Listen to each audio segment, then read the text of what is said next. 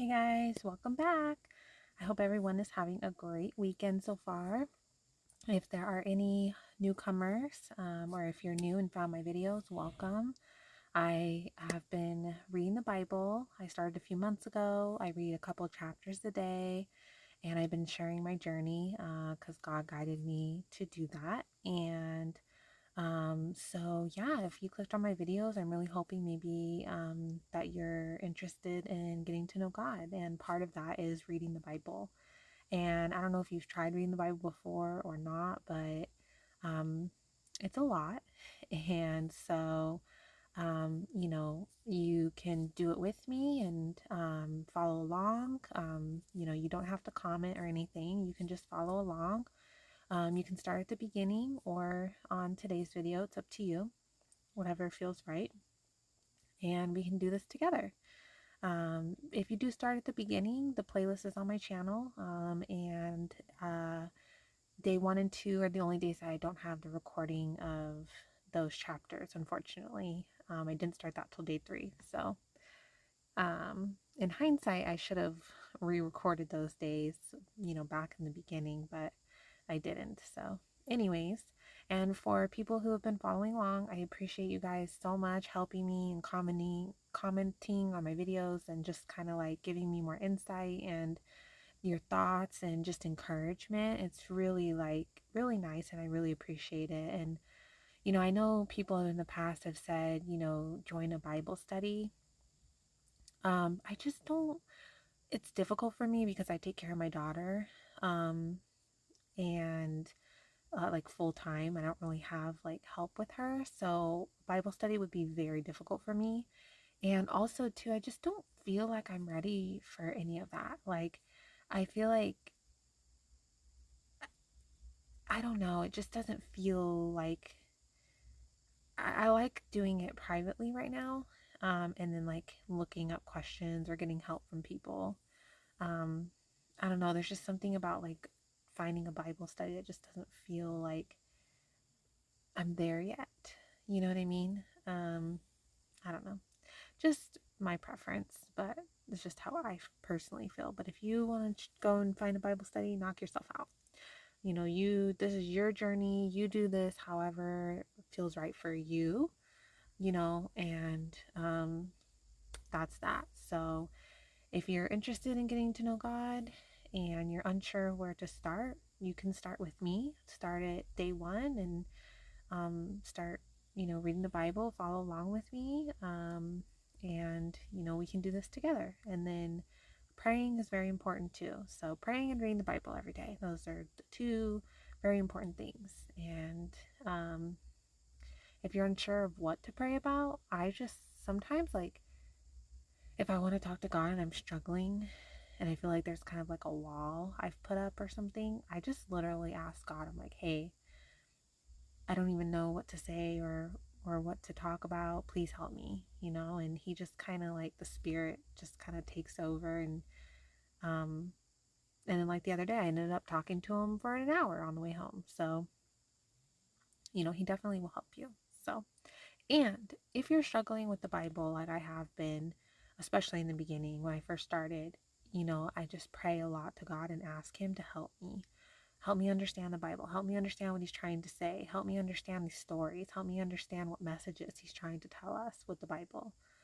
Help me understand him better, understand where he's coming from, what's going on, like, and get to know him better and stuff. And I just keep, praying for those things, and it's slowly getting better. So I have to say, it's good. So I'm really enjoying the path I'm going down. So, um, I hope that for you too, if you're struggling at all.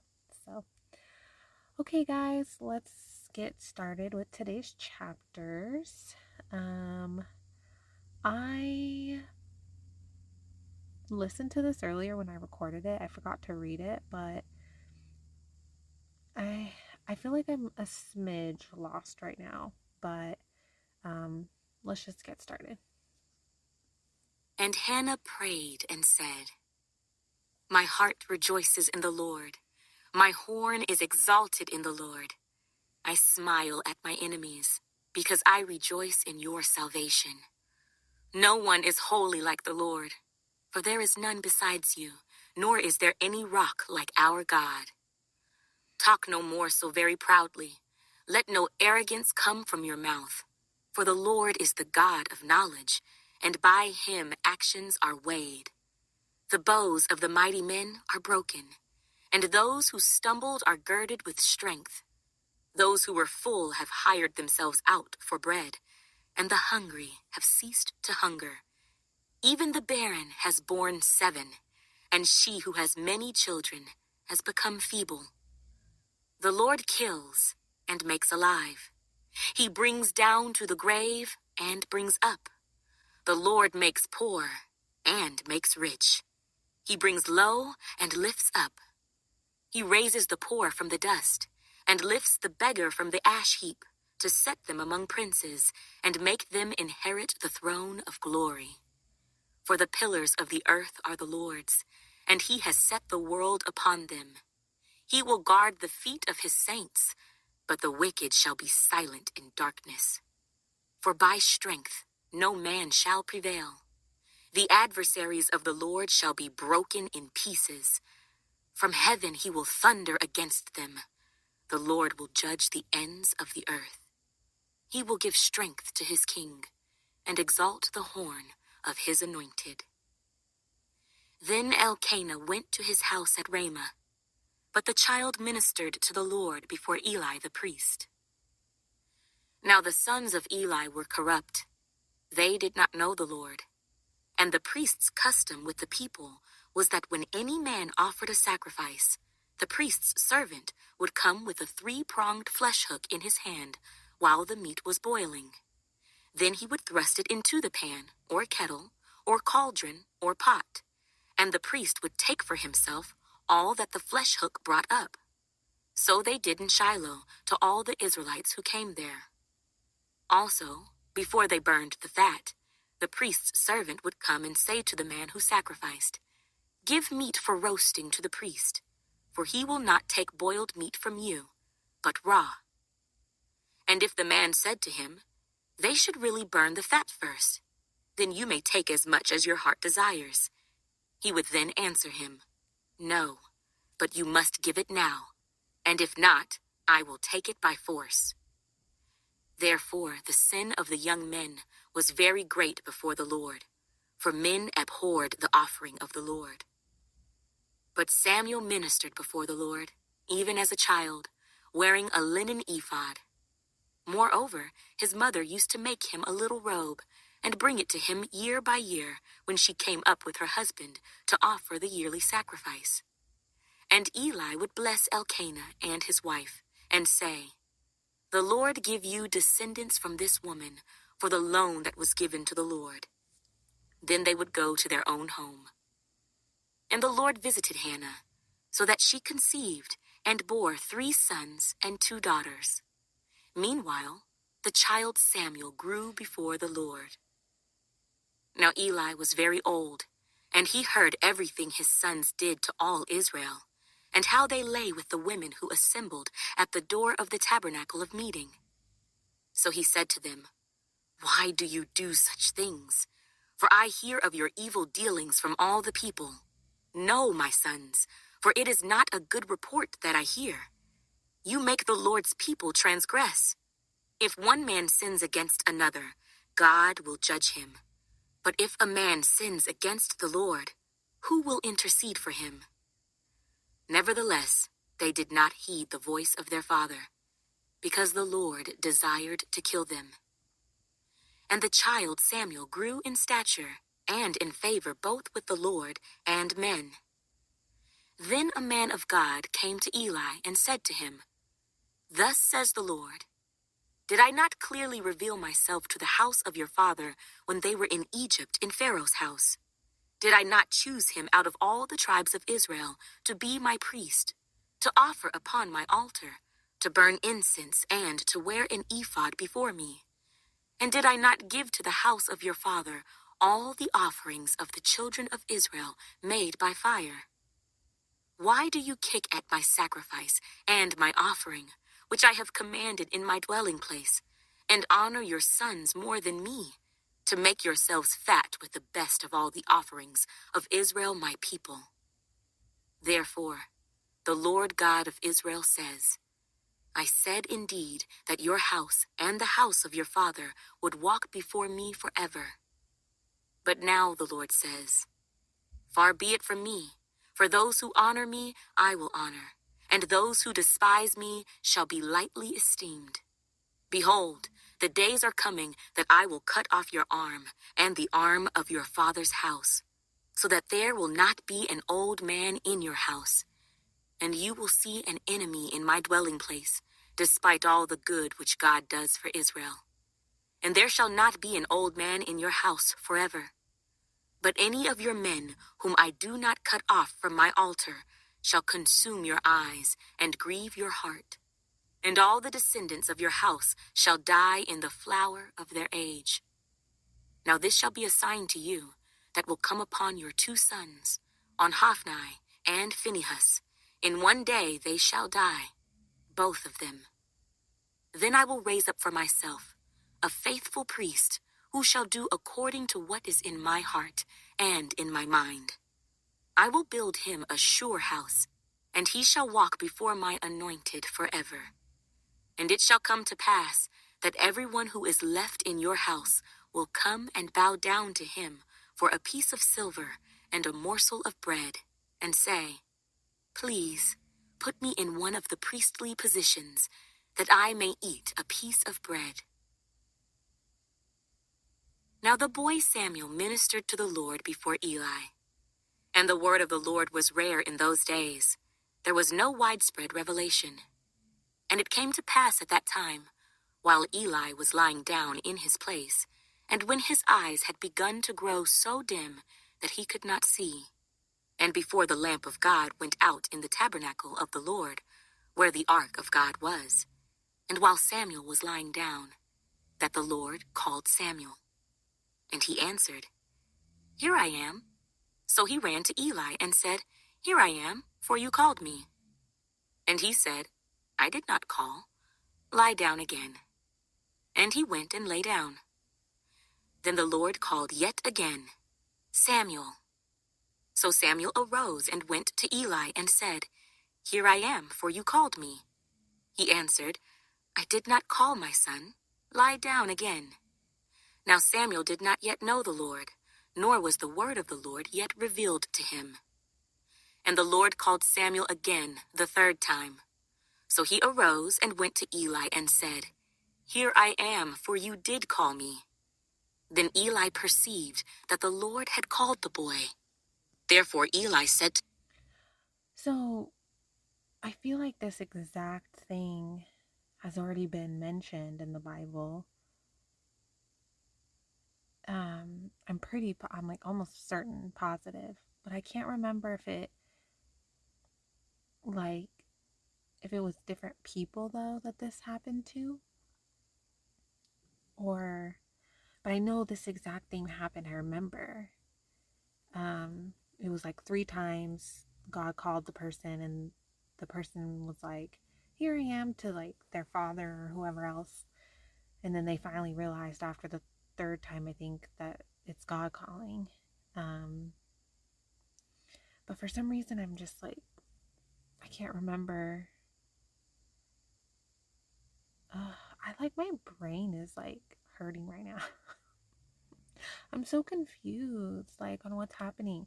And then I'm like trying to remember the end of yesterday's chapters, like when we got into the 1 Samuel and it was the 1st chapter. And I'm like, I feel like I'm like drawing a huge blank on like what happened and like what we're talking about, what are we doing, where are we going, what's happening right now. Like, I hate it when this happens.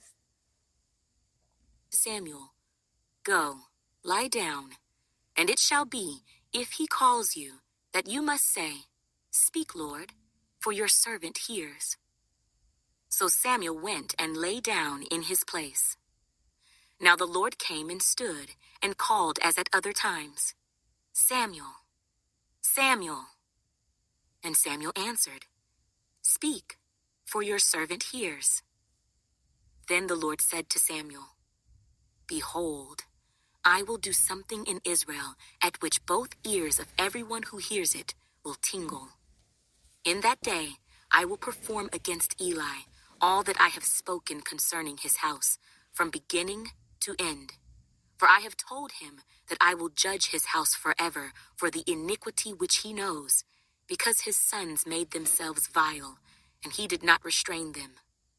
And therefore I have sworn to the house of Eli that the iniquity of Eli's house shall not be atoned for by sacrifice or offering forever."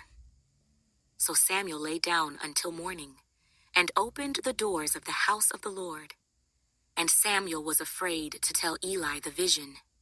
Then Eli called Samuel and said, "Samuel, my son." He answered, "Here I am." And he said, "What is the word that the Lord spoke to you? Please do not hide it from me. God do so to you, and more also, if you hide anything from me of all the things that he said to you." Then Samuel told him everything, and hid nothing from him. And he said, "It is the Lord. Let him do what seems good to him." So Samuel grew, and the Lord was with him, and let none of his words fall to the ground. And all Israel from Dan to Beersheba knew that Samuel had been established as a prophet of the Lord.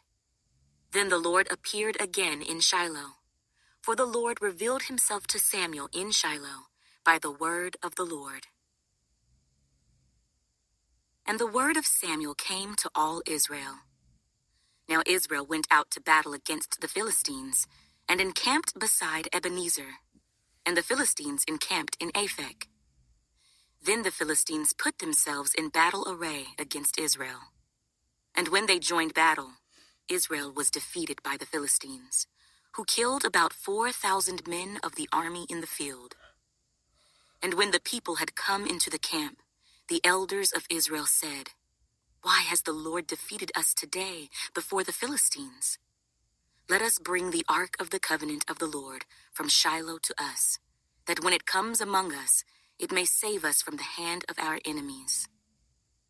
So the people sent to Shiloh, that they might bring from there the ark of the covenant of the Lord of hosts, who dwells between the cherubim. And the two sons of Eli, Hophni and Phinehas, were there with the ark of the covenant of God. And when the ark of the covenant of the Lord came into the camp, all Israel shouted so loudly that the earth shook. Now when the Philistines heard the noise of the shout, they said, "What does the sound of this great shout in the camp of the Hebrews mean?" Then they understood that the ark of the Lord had come into the camp. So the Philistines were afraid, for they said, "God has come into the camp." And they said, "Woe to us, for such a thing has never happened before. Woe to us! Who will deliver us from the hand of these mighty gods? These are the gods who struck the Egyptians with all the plagues in the wilderness. Be strong and conduct yourselves like men, you Philistines, that you do not become servants of the Hebrews, as they have been to you. Conduct yourselves like men and fight." So the Philistines fought, and Israel was defeated, and every man fled to his tent. There was a very great slaughter, and there fell of Israel 30,000 foot soldiers. Also, the ark of God was captured, and the two sons of Eli, Hophni and Phinehas, died. Then a man of Benjamin ran from the battle line the same day, and came to Shiloh with his clothes torn and dirt on his head. Now when he came, there was Eli, sitting on a seat by the wayside watching, for his heart trembled for the ark of God. And when the man came into the city and told it, all the city cried out. When Eli heard the noise of the outcry, he said, "What does the sound of this tumult mean?" And the man came quickly and told Eli. Eli was 98 years old, and his eyes were so dim that he could not see. Then the man said to Eli, "I am he who came from the battle, and I fled today from the battle line." And he said, "What happened, my son?" So the messenger answered and said, "Israel has fled before the Philistines, and there has been a great slaughter among the people. Also, your 2 sons, Hophni and Phinehas, are dead, and the ark of God has been captured." Then it happened, when he made mention of the ark of God, that Eli fell off the seat backward by the side of the gate, and his neck was broken, and he died, for the man was old and heavy. And he had judged Israel 40 years. Now his daughter-in-law, Phinehas' wife, was with child, due to be delivered.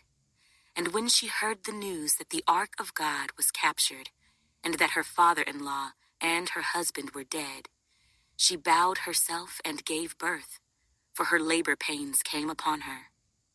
And about the time of her death, the women who stood by her said to her, "Do not fear, for you have borne a son." But she did not answer, nor did she regard it. Then she named the child Ichabod, saying, "The glory has departed from Israel," because the ark of God had been captured, and because of her father-in-law and her husband. And she said, "The glory has departed from Israel, for the ark of God has been captured." Guys, I'm not gonna lie right now. I'm confused on what the ark of God is. I'm gonna be completely honest. I'm really tired right now, and I'm a little confused on what's going on. And so I I'm just a little lost. And if it did say what the ark of God is specifically, and I missed that, there's a good chance that I probably missed it, because I am finding that sometimes when I'm listening or reading the Bible, the chapters for the day, I feel like sometimes like I'm missing little details. Um, it's just a lot. It's a lot, guys. I'm gonna be honest. It's just a lot. It's the Bible's a lot, and then I just in my life I have a lot going on. I'm tired, and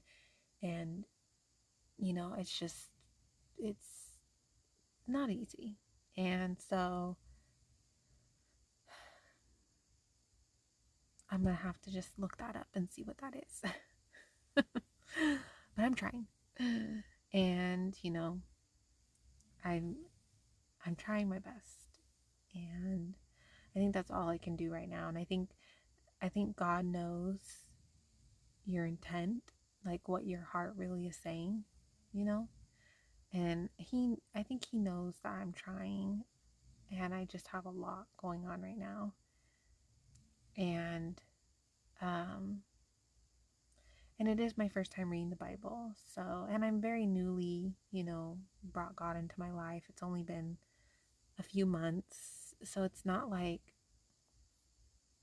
I've recognized God my whole life and grew up in church and the Bible and stuff. Like, this is all new to me. So, and then God's also trying to make changes in my life. So, like, I'm dealing with that, and it's a lot. So, anyways, I don't really have anything to say about today's chapters, because I'm gonna be honest, I'm a little confused on what's going on. Um, I don't know. I'm gonna have to maybe like reread from the beginning of Samuel, like even today's or yesterday's, Samuel 1 up to today's chapters and verses, because I think I'm just kind of lost a little bit on what's happening and who are we talking about, and Eli, and then in the beginning someone named Hannah, and Eli's sons, and I'm just a little confused. But that's okay. I think I'll just try to read those chapters today so that tomorrow I can start fresh. So wish me luck. I'm gonna try to fit that in today. But I have to go. My daughter's gonna be waking up any minute. So everyone have a great Saturday, and I will see you guys tomorrow. Bye.